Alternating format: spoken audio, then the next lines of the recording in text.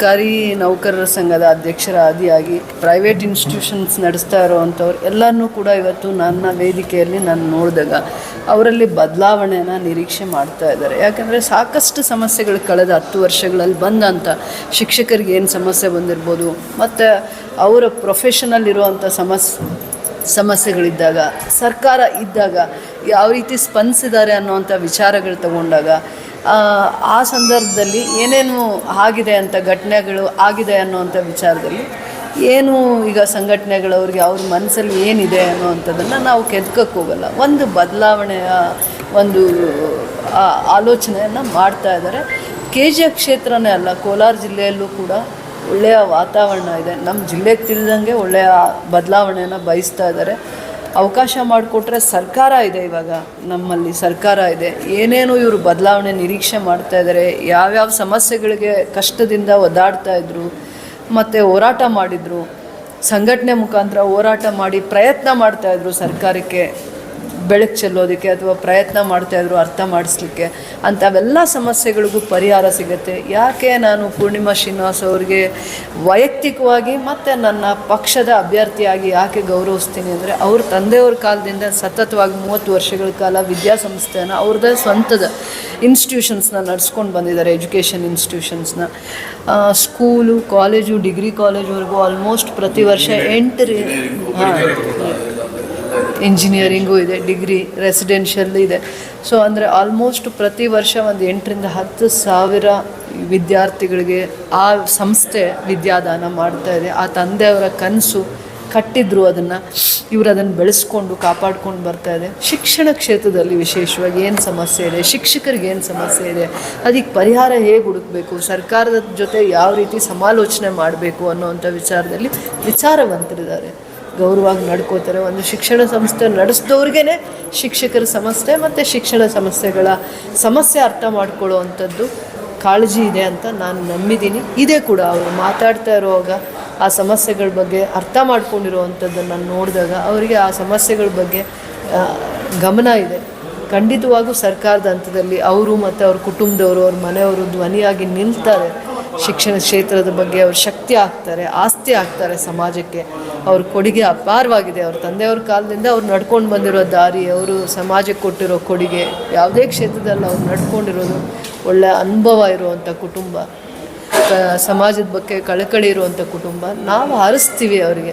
ನನ್ನ ಕ್ಷೇತ್ರದಲ್ಲಿ ಒಳ್ಳೇದಾಗಬೇಕು, ಆ ಹೆಣ್ಮಗುಗೆ, ಪೂರ್ಣಿಮಾ ಅವ್ರಿಗೆ, ಅವ್ರ ಮನೆಯವ್ರಿಗೆ, ಆ ಕುಟುಂಬಕ್ಕೆ ಒಳ್ಳೇದಾಗಬೇಕು ಅಂತ ಮನಸ್ಸಿಂದ ಹರಿಸಿ ನನ್ನ ಕ್ಷೇತ್ರದಲ್ಲಿ ಯಾರೇ ಶಿಕ್ಷಣ ಸಂಸ್ಥೆ ನಡೆಸ್ತಾ ಇರಲಿ, ನಮ್ಮ ಸರ್ಕಾರದವ್ರು ಇರ್ಬೋದು, ಮತ್ತು ಏಡೆಡ್ ಸ್ಕೂಲಲ್ಲಿ ಮಾಡ್ತಾ ಇರೋವಂಥ, ಪ್ರೈವೇಟ್ ಇನ್ಸ್ಟಿಟ್ಯೂಷನಲ್ಲಿ ಮಾಡ್ತಾ ಇರೋವಂಥ ಟೀಚರ್ಸ್ ನನ್ನ ಕಳಕಳಿ ಇದೆ. ನಾನು ಅವ್ರನ್ನ ಕನ್ವಿನ್ಸ್ ಮಾಡ್ಕೊತೀನಿ ಅಂತ ನನಗೆ ನಂಬಿಕೆ ಇದೆ.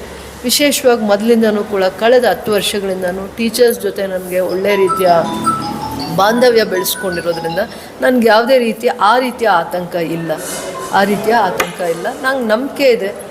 ನಮ್ಮ ಕಾಂಗ್ರೆಸ್ನ ಅಧಿಕೃತ ಅಭ್ಯರ್ಥಿಯಾಗಿರುವ ಶ್ರೀನಿವಾಸ್ ಮತ್ತು ಪೂರ್ಣಿಮಾ ಶ್ರೀನಿವಾಸ್ ಅವರು ಇವತ್ತು ಏನು ನಮ್ಮ ಮಧ್ಯೆ ಇದ್ದಾರೆ, ಅವರಿಗೆ ಒಳ್ಳೆಯದಾಗತ್ತೆ, ವಿಜಯ ಮಾಲೆ ಅವ್ರ ಕೊಳ್ಳಕ್ಕೆ ಬೀಳುತ್ತೆ ಅನ್ನುವಂಥ ನಂಬಿಕೆ ನನಗಿದೆ. ಆ ವಿಶ್ವಾಸದಲ್ಲೇ ಅವ್ರನ್ನ ಕರೆದಿದ್ದೀನಿ. ಮುಂದೆ ಅದೇ ವಿಶ್ವಾಸದಲ್ಲೇ ನಾನು ನೋಡ್ತೀನಿ.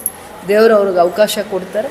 ನಮ್ಮ ಕ್ಷೇತ್ರದಲ್ಲಿರುವಂಥ ಶಿಕ್ಷಕರು ಭಾಳ ವಿಚಾರವಂತರಿದ್ದಾರೆ, ಬ್ರಿಲಿಯಂಟ್ಸ್ ಇದ್ದಾರೆ. ಅವ್ರಿಗೆ ಗೊತ್ತಿದೆ ಸರಿ ದಾರಿ ಯಾವುದು ಅಂತ. ಸರ್ಕಾರ ನಮ್ಮ ಜೊತೆ ಇದೆ ಅಂತ ಅವರು ಕೂಡ ನಂಬಿದ್ದಾರೆ.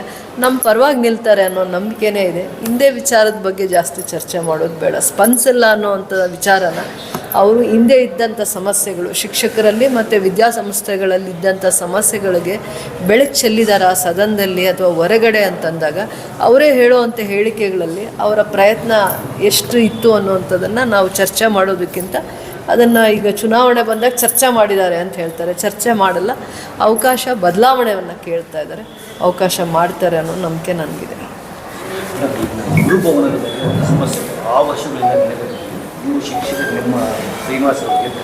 ಶಿಕ್ಷಕರಿಗೆ ಗುರುಭವನ ಕಂಪ್ಲೀಟ್ ಆಗಿದೆ ಅಲ್ಲ ನಮ್ಮದು.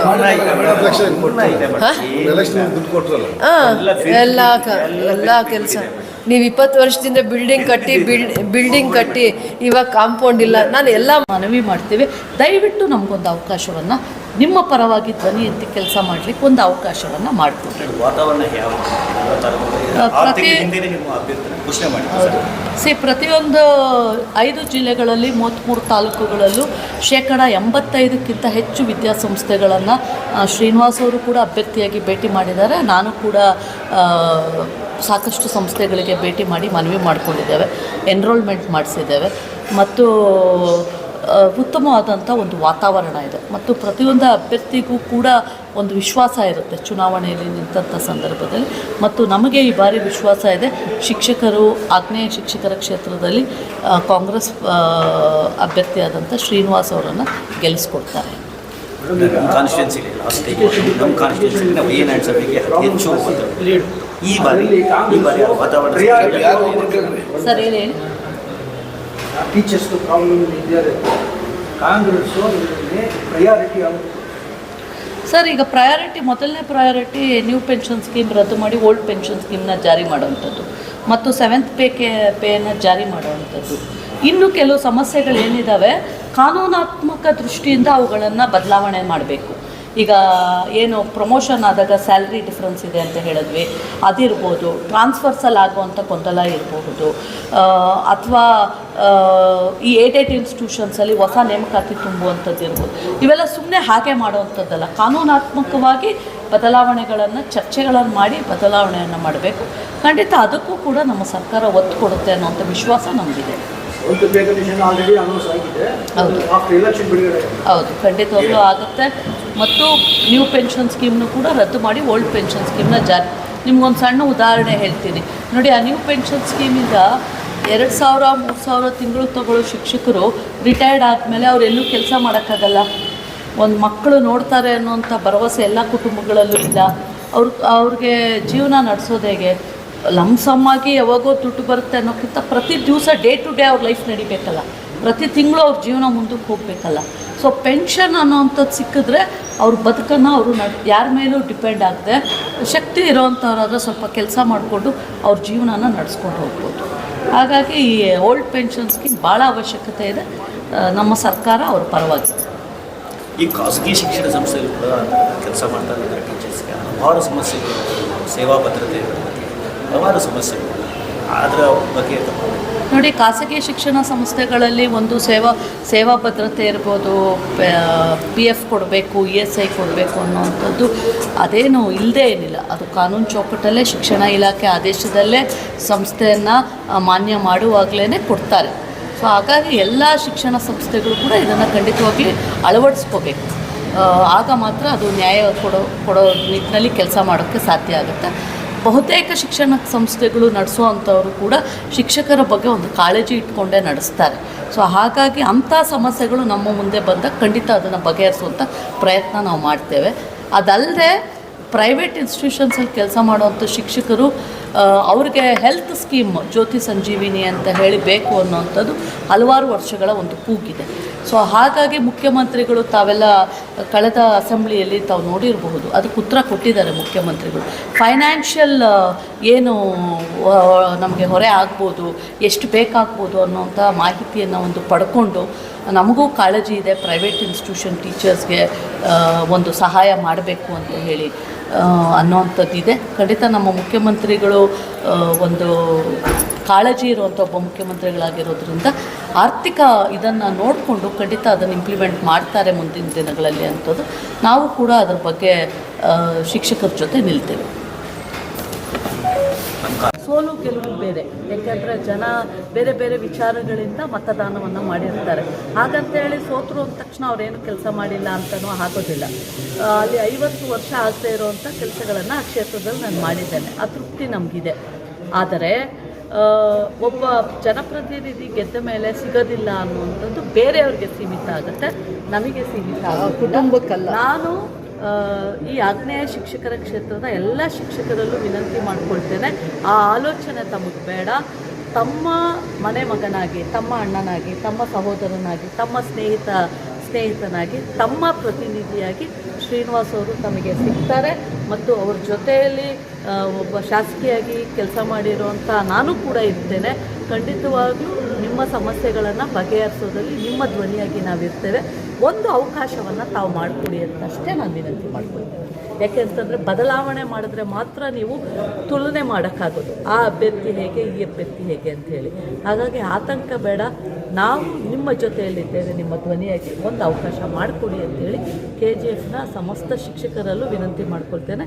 ಮತ್ತು ಇವತ್ತು ಈ ಸಭೆಯನ್ನು ಆಯೋಜನೆ ಮಾಡಿದಂಥ ನನ್ನ ಸ್ನೇಹಿತೆ, ನನಗೆ ಶಾಸಕಿ ಅನ್ನೋಕ್ಕಿಂತ ನನ್ನ ಸ್ನೇಹಿತೆ ರೂಪಕಲಾ ಅವರಿಗೆ ನಾನು ಈ ಸಂದರ್ಭದಲ್ಲಿ ವೈಯಕ್ತಿಕವಾಗಿ ಪಕ್ಷದ ವತಿಯಿಂದ ಧನ್ಯವಾದವನ್ನು ತಿಳಿಸ್ತೇನೆ. ಅವ್ರಿಗೂ ಸಹಿತ ಶುಭವಾಗಲಿ, ಮುಂದೆ ಅವ್ರ ಭವಿಷ್ಯ ಉಜ್ವಲವಾಗಲಿ ರಾಜಕೀಯದಲ್ಲಿ ಅಂತೇಳಿ ಕೂಡ ಶುಭ ಕೊಡ್ತೇನೆ.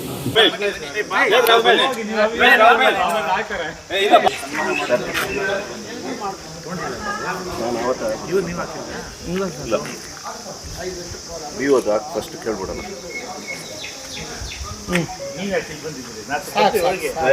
ಸ್ಟಾರ್ಟ್ ಮಾಡಿ. ಇಲ್ಲಿ ನಡೆದಿರ್ತಕ್ಕಂಥ ಎಲ್ಲ ಶಿಕ್ಷಣ ಇಲಾಖೆಯ ಬಂಧುಗಳೇ, ಮಾಧ್ಯಮ ಮಿತ್ರರೇ, ಇವತ್ತು ನಮ್ಮ ತಾಲೂಕಿನಲ್ಲಿ ಒಂದು ಸುವರ್ಣಾಕ್ಷರ ಬರೆದಿರ್ತಕ್ಕಂಥ ಒಂದು ಹೆಜ್ಜೆಯನ್ನು ಮೂಡಿಸಿರ್ತಕ್ಕಂತಹ ಕುಮಾರಿ ದರ್ಶಿತಾ ಅಂತಕ್ಕಂಥವಳು ಬಹಳ ಸಂತೋಷವಾಗಿರ್ತಕ್ಕಂಥ ಒಂದು ಫಲಿತಾಂಶವನ್ನು ತಂದಿದ್ದಾರೆ. ಒಟ್ಟು 625ಕ್ಕೆ 623 ಅಂಕಗಳನ್ನು ತೆಗೆದು ರಾಜ್ಯದಲ್ಲಿ 3ನೇ ಸ್ಥಾನ ಮತ್ತು ಜಿಲ್ಲೆಯಲ್ಲಿ ಪ್ರಥಮ ಸ್ಥಾನವನ್ನು ಗಳಿಸಿದ್ದಾಳೆ. ಸೊ ಇವರು ಮುಂದೆ ಈ ವಿದ್ಯಾರ್ಥಿ ನಮ್ಮ KGF ತಾಲೂಕಿಗೆ ಎಲ್ಲ ಇಡೀ ರಾಜ್ಯಕ್ಕೆ ಮಾದರಿಯಾಗಿ ಅವಳು ಭವಿಷ್ಯತ್ತಲ್ಲಿ ಉತ್ತಮವಾಗಿರ್ತಕ್ಕಂಥ ಒಂದು ಹುದ್ದೆಗೆ ನೇಮಕ ಆಗಬೇಕು. ಈ ಒಂದು ವಿದ್ಯಾರ್ಥಿ ಮಾದರಿಯಾಗಿದ್ದರಿಂದ ಇವಳು ಏನು ಬರೆದೇಳೋ ಆನ್ಸರ್ ಪೇಪರನ್ನು ಅದನ್ನು ನಮ್ಮ KGF ತಾಲೂಕಿಗೆಲ್ಲ ಜೆರಾಕ್ಸ್ ಮಾಡಿ ಯಾವ ರೀತಿ ಅಟೆಂಡ್ ಮಾಡಿದ್ರೆ ಮುಂದೆ ಅಂಕಗಳು ಬರುತ್ತೆ ಅನ್ನೋದನ್ನು ನಾವು ಜೆರಾಕ್ಸ್ ಮಾಡಿ ಪ್ರತಿ ಶಾಲೆಗೆ ಮುಖ್ಯ ಶಿಕ್ಷಕರಿಗೆ ಕೊಡಲಿಕ್ಕೆ ನಾವು ಯೋಜನೆ ಮಾಡಿದ್ದೀವಿ. ಹಾಗಾಗಿ ನಾಳೆ ಮುಖ್ಯ ಶಿಕ್ಷಕರನ್ನು ಮಧ್ಯಾಹ್ನ 3:30 ಗಂಟೆಗೆ ಎಲ್ಲ ಖಾಸಗಿ, ಅನುದಾನಿತ ಮತ್ತು ಸರ್ಕಾರಿ ಶಾಲೆಗಳ ಮುಖ್ಯ ಶಿಕ್ಷಕರನ್ನ ಕರೆಸಿ ಈ ಒಂದು ವಿಚಾರವನ್ನು ನಾವು ಚರ್ಚೆ ಮಾಡಿ ಎಲ್ರಿಗೂ ಕೊಡಬೇಕು ಅಂತಕ್ಕಂಥ ಒಂದು ತೀರ್ಮಾನ ಮಾಡ್ಕೊಂಡಿದ್ದೀವಿ.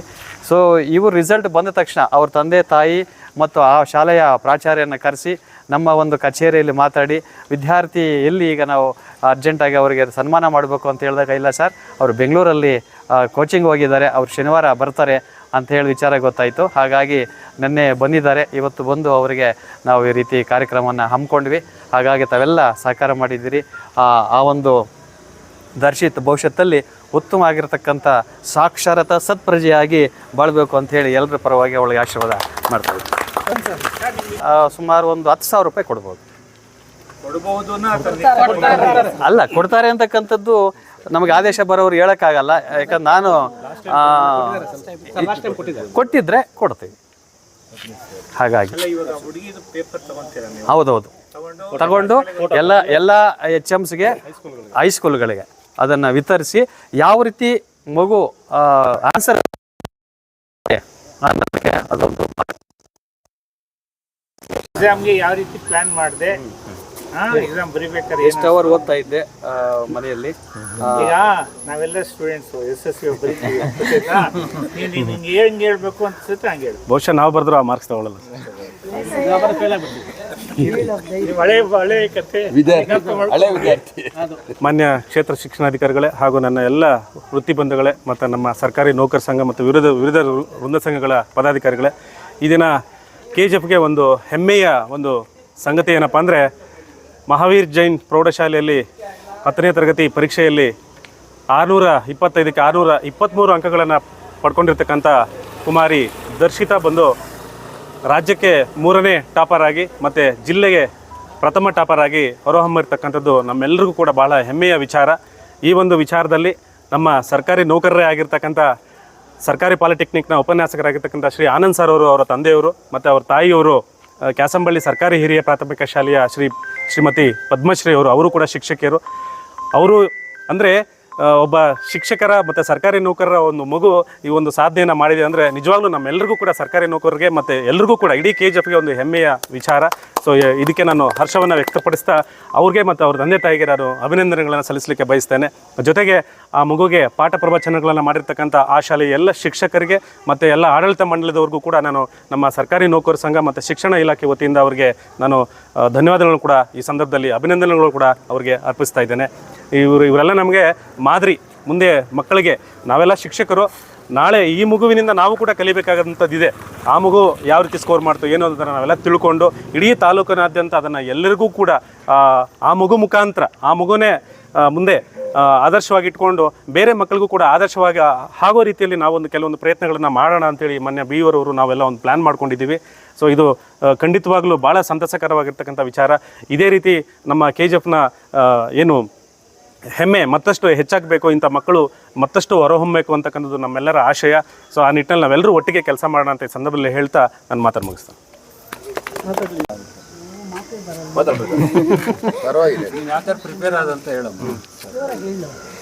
ಎಲ್ಲರಿಗೂ ನಮಸ್ಕಾರ. ನನ್ನ ಹೆಸರು ದರ್ಶಿತಾ ಅಂತ. ನಾನು ಈ ಸಲ SSLCಯಲ್ಲಿ 625ಕ್ಕೆ 623 ಅಂಕ ಗಳಿಸಿದ್ದೇನೆ. ಮಹಾವೀರ್ ಜೈನ್ ಸ್ಕೂಲಲ್ಲಿ ಓದಿದ್ದೇನೆ ನಾನು. ಫಸ್ಟ್ ಆಫ್ ಆಲ್ ನಾನು ನನ್ನ ಪೇರೆಂಟ್ಸ್ಗೆ, ಟೀಚರ್ಸ್ಗೆ ಎಲ್ಲರಿಗೂ ಥ್ಯಾಂಕ್ಸ್ ಹೇಳೋಕ್ಕೆ ಇಷ್ಟಪಡ್ತೀನಿ. ಯಾಕಂದರೆ ಅವ್ರ ಗೈಡೆನ್ಸ್ ಮತ್ತು ಅವ್ರ ಸಪೋರ್ಟ್ ಇಲ್ದಂಗೆ ಇದು ಯಾವುದೂ ಸಾಧ್ಯ ಆಗ್ತಾ ಇರಲಿಲ್ಲ. ಸೊ ಅವ್ರಿಗೆಲ್ಲ ಫಸ್ಟ್ ನಾನು ಥ್ಯಾಂಕ್ಸ್ ಹೇಳೋಕ್ಕೆ ಇಷ್ಟಪಡ್ತೀನಿ.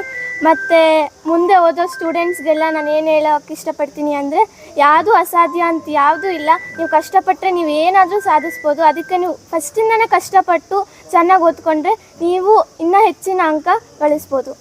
ಪ್ಲಾನ್ ಹೆಂಗೆ ಮಾಡ್ಕೊಂಡಿದ್ದೀರಾ? ನಾನು ಬೆಳಿಗ್ಗೆ ಹೊತ್ತಿನಲ್ಲಿ ಟ್ಯೂಷನ್ಸ್ಗೆ ಹೋಗ್ತಾ ಇದ್ದೆ. ತದನಂತರ ಸ್ಕೂಲ್ಸ್ ಇರ್ತಿತ್ತು. ಮತ್ತು ಬಂದಮೇಲೆ ಸೆಲ್ಫ್ ಸ್ಟಡಿ ಮಾಡ್ತಾಯಿದ್ದೆ. ನಾನು ದಿನಕ್ಕೆ ಬರೀ 2 ಅಥವಾ 3 ಗಂಟೆ ಓದ್ತಾ ಇದ್ದೆ. ಆದರೆ ನಾವು ಎಷ್ಟು ಹೊತ್ತು ಓದೋದು ಮುಖ್ಯ ಅಲ್ವಾ, ಎಷ್ಟು ಕಾನ್ಸಂಟ್ರೇಷನಿಂದ ಓದ್ತೀವೋ ಅದು ಜಾಸ್ತಿ ಮುಖ್ಯ ಆಗುತ್ತೆ. ಸೊ ಅದಕ್ಕೆ ನಾವು ಎಷ್ಟು 1 ಗಂಟೆ ಓದಿದ್ರು ಕೂಡ ಚೆನ್ನಾಗಿ ಕಾನ್ಸಂಟ್ರೇಟ್ ಇಟ್ಟು ಫೋಕಸ್ ಆಗಿ ಡಿಸ್ಟ್ರಾಕ್ಟ್ ಆಗ್ದಂಗೆ ಚೆನ್ನಾಗಿ ಓದ್ಕೋಬೇಕು. ಮತ್ತು ನಾವು ಸಿಲೆಬಸ್ನೆಲ್ಲ ನಿಧಾನಕ್ಕೆ ಕವರ್ ಮಾಡಿಕೊಂಡು ಟೆನ್ಷನ್ ಆಗಬಾರ್ದು. ಅದೇ ಇಂಪಾರ್ಟೆಂಟ್ ಆಗಿರುತ್ತೆ ನಾವು ಎಕ್ಸಾಮ್ ಬರೆಯೋಕ್ಕೆ. TV ಸೀರಿಯಲ್ ಯಾವ್ದು ನೋಡ್ತಾ ಇದ್ದಾರೆ? ಯಾವುದು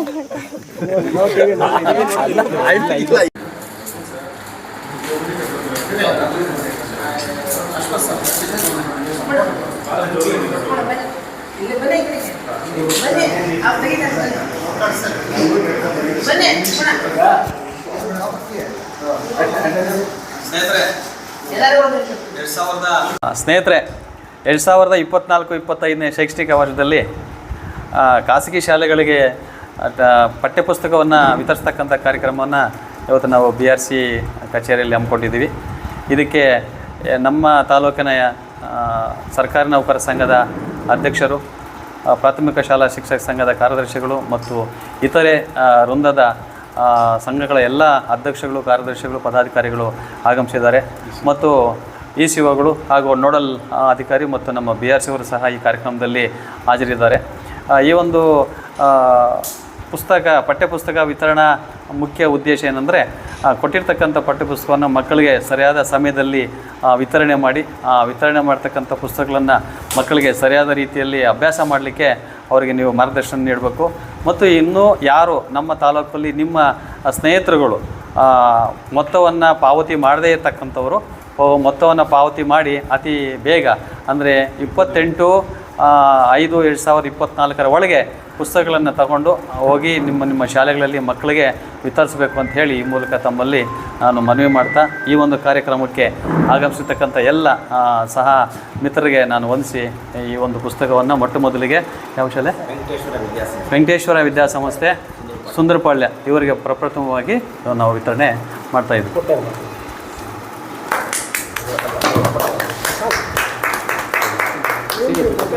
ಏಪ ಬರ್ರಿ, ನೋಡಲ್ಲ ಸರ್. ಬನ್ನಿ, ನೀವು ಬನ್ನಿ, ನೀವು 3 ಜನ ಬನ್ನಿ.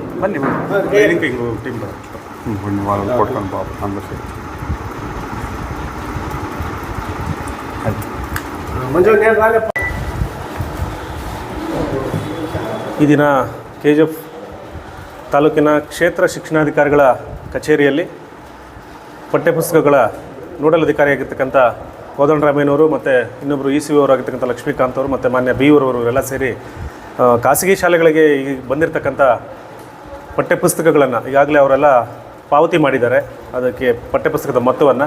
ಸೊ ಅವರಿಗೆ ವಿತರಣೆ ಮಾಡ್ತಕ್ಕಂಥ ಒಂದು ಕಾರ್ಯಕ್ರಮವನ್ನು ಇವತ್ತು ನಮ್ಮ BRC ಕೇಂದ್ರದಲ್ಲಿ ಹಮ್ಮಿಕೊಂಡಿರ್ತಕ್ಕಂಥದ್ದು. ಪಠ್ಯಪುಸ್ತಕಗಳನ್ನು ಆದಷ್ಟು ಬೇಗ ನಮ್ಮ ಎಲ್ಲ ಖಾಸಗಿ ಶಾಲೆಗಳ ಆಡಳಿತ ಮಂಡಳಿಯವರು, ಮುಖ್ಯ ಶಿಕ್ಷಕರು ಬೇಗ ಇದನ್ನು ತಗೊಂಡು ಮಕ್ಕಳಿಗೆ ವಿತರಣೆ ಮಾಡಿ, ಆ ಮಕ್ಕಳಿಗೆ ಅಭ್ಯಾಸ ಈ ರಜೆಗಳಲ್ಲೇ ಆದಷ್ಟು ಬೇಗ ವಿತರಣೆ ಮಾಡಿದ್ರೆ ಅವರು ಅಭ್ಯಾಸ ಮಾಡಲಿಕ್ಕೆ ಭಾಳ ಅನುಕೂಲ ಆಗ್ತದೆ. ಇತ್ತೀಚಿನ ದಿನಗಳಲ್ಲಿ ನಿಮಗೆಲ್ಲ ಗೊತ್ತಿದೆ, ಈಗಾಗಲೇ SSLC ಫಲಿತಾಂಶ ಬಂದಿದೆ. ನಮ್ಮಲ್ಲಿ ಗುಣಮಟ್ಟವನ್ನು ಮತ್ತಷ್ಟು ಹೆಚ್ಚಿಸಬೇಕಾಗಿರ್ತಕ್ಕಂಥ ಅನಿವಾರ್ಯತೆ ಇದೆ. ಹಾಗಾಗಿ ನಾವು ಮಕ್ಕಳಿಗೆ ಹೆಚ್ಚು ಪಠ್ಯ ಪುಸ್ತಕಗಳನ್ನು ಓದಿಸುವ ಮುಖಾಂತರ ಅವರಲ್ಲಿ ಮತ್ತಷ್ಟು ಗುಣಮಟ್ಟವನ್ನು ಹೆಚ್ಚಿಸಬೇಕು ಅಂತೇಳಿ ಈ ಸಂದರ್ಭದಲ್ಲಿ ಎಲ್ಲ ಆಡಳಿತ ಮಂಡಳಿ ಮತ್ತು ಎಲ್ಲ ಪೋಷಕರಲ್ಲಿ ಮತ್ತು ಆ ಶಾಲೆಗಳ ಎಲ್ಲ ಶಿಕ್ಷಕರಲ್ಲಿ, ಮುಖ್ಯ ಶಿಕ್ಷಕರಲ್ಲಿ ನಾನು ಮನವಿ ಮಾಡ್ತಾ ಇದ್ದೇನೆ. ಈ ಒಂದು BRC ಕೇಂದ್ರದಲ್ಲಿ ಖಾಸಗಿ ಶಿಕ್ಷಣ ಸಂಸ್ಥೆಗಳ ಪಠ್ಯಪುಸ್ತಕವನ್ನು ವಿತರಣೆ ಮಾಡ್ತಾಯಿದ್ದಾರೆ. ಅದಕ್ಕೆ ನಮ್ಮನ್ನು ಅಂದರೆ ನಾವು ಹಣ ಕಟ್ಟಿರೋದ್ರಿಂದ ನಮ್ಮನ್ನು ಕೋದಂಡರಾಮ್ ಸರ್ ಕರೆದ್ರು. ಬಂದು ಇವತ್ತು ನಾವು ಪುಸ್ತಕವನ್ನು ಕ್ಷೇತ್ರ ಶಿಕ್ಷಣಾಧಿಕಾರಿಗಳು ಮತ್ತು ಎಲ್ಲರ ಸಮ್ಮುಖದಲ್ಲಿ ನಾವು ಪಡ್ಕೊಂಡಿದ್ದೀವಿ. ಏನು ಒಂದು ಸಂತೋಷದ ವಿಷಯ ಅಂದರೆ ಯಾವಾಗಲೂ ಸ್ವಲ್ಪ ತಡ ಆಗ್ತಾಯಿತ್ತು. ಈ ಸಾರಿ ಮೊದಲೇ ಕೊಡ್ತಾ ಇರೋದ್ರಿಂದ ನಮಗೆ ನಮ್ಮ ಸಾರ್ ಹೇಳಿದಾಗೆ ಮಕ್ಕಳ ಅನುಕೂಲಕ್ಕೆ ತುಂಬ ಬೇಗನೆ ಪ್ರಾರಂಭ ಮಾಡಿ ಅವರಿಗೆ ಪಾಠ ಪ್ರವಚನಗಳು ಮುಗಿಸೋ ಅನುಕೂಲ ಆಗುತ್ತೆ. ಇನ್ನು ಬೇರೆ ಎಲ್ಲ ಖಾಸಗಿ ಶಿಕ್ಷಣ ಸಂಸ್ಥೆಗಳು ಬೇಗನೆ ಹಣ ಕಟ್ಟಿ ಇದನ್ನು ತೊಗೊಂಡು ಎಲ್ಲ ಮಕ್ಕಳಿಗೂ ಅನುಕೂಲ ಆಗೋದಕ್ಕೆ ನಾವೆಲ್ಲರೂ ಸಹಕಾರ ಮಾಡ್ತೀವಿ ಅಂತ ನಾವು ಹೇಳ್ತಾ ಇದ್ದೀವಿ.